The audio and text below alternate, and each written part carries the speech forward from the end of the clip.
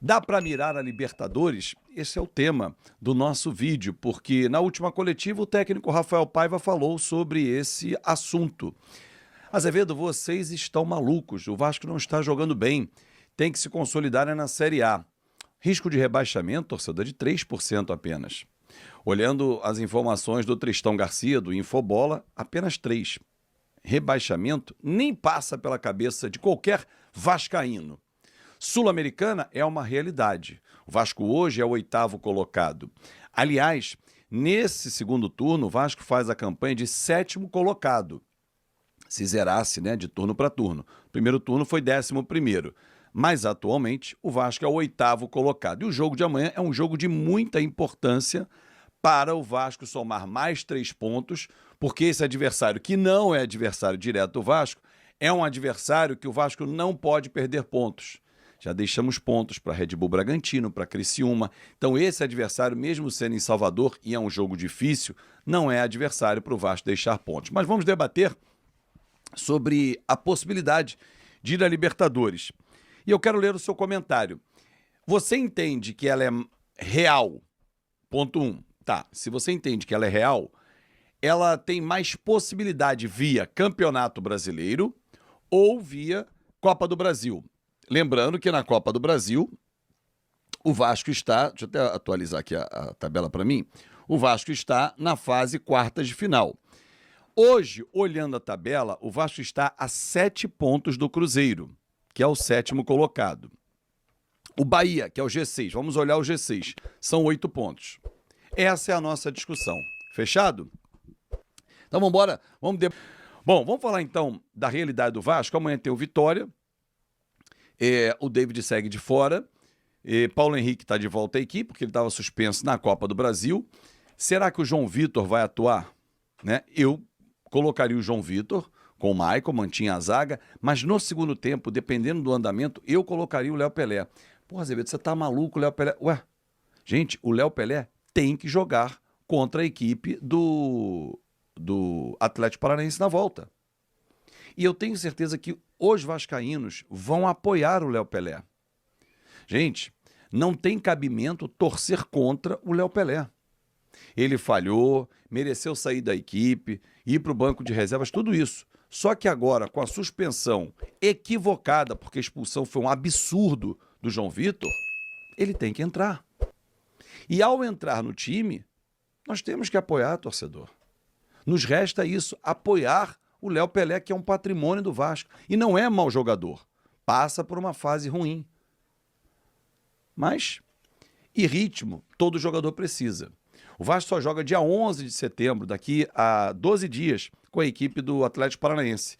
Ele já está fora desde o jogo de segunda-feira, ou seja, ele vai ficar mais de 15 dias sem jogar, só treinando. É outro ritmo.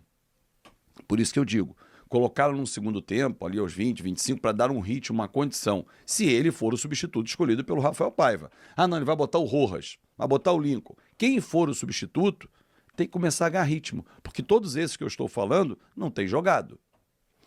Bom, Adson tá fora, né? Cirurgia, não joga mais na temporada, então mais um jogo para dar ritmo ao Emerson e ao Jean. Gostei muito da entrada do Jean na última quinta-feira, a estreia dele, movimentação. Gostei muito do Leandrinho. Parabéns ao Leandrinho, que está mostrando muita dedicação, muita força. Moleque batalhador, que tem uma vida bem difícil, perdeu a mãe recentemente por uma doença terrível, criado pelo padrasto.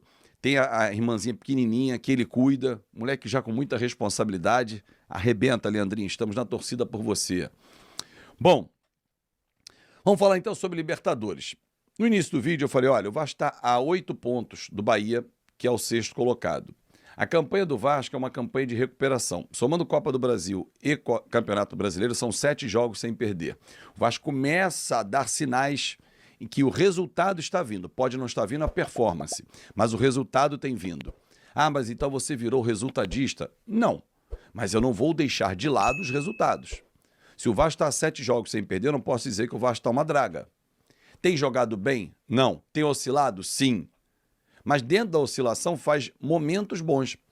O segundo tempo contra o Atlético Paranaense, segunda-feira, foi muito bom. O segundo tempo contra o Atlético Paranaense, quinta-feira, foi bom. Suficiente para fazer a virada.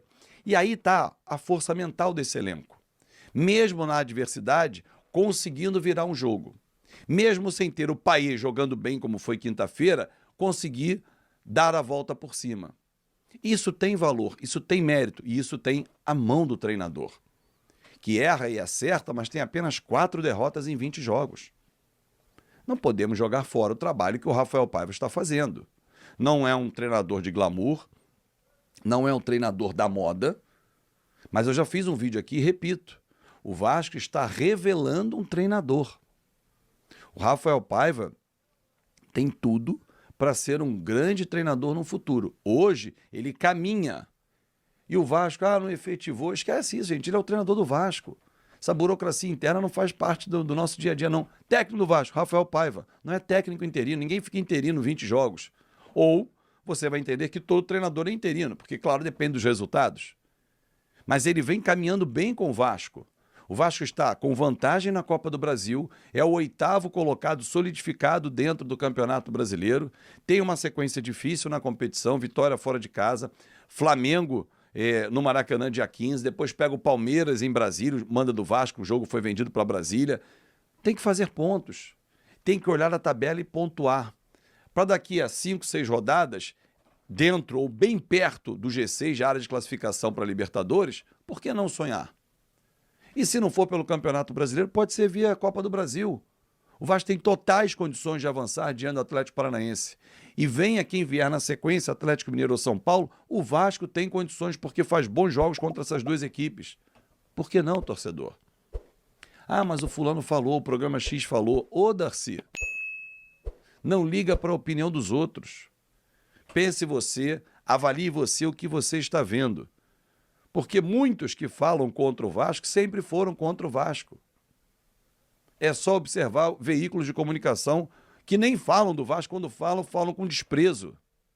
Pensa nisso, torcedor. Então é isso aí, torcedor vascaíno. Ficamos por aqui com mais um vídeo aí na nossa Central Vascaína, né, trazendo as informações do Vasco da Gama para vocês em primeiríssima mão.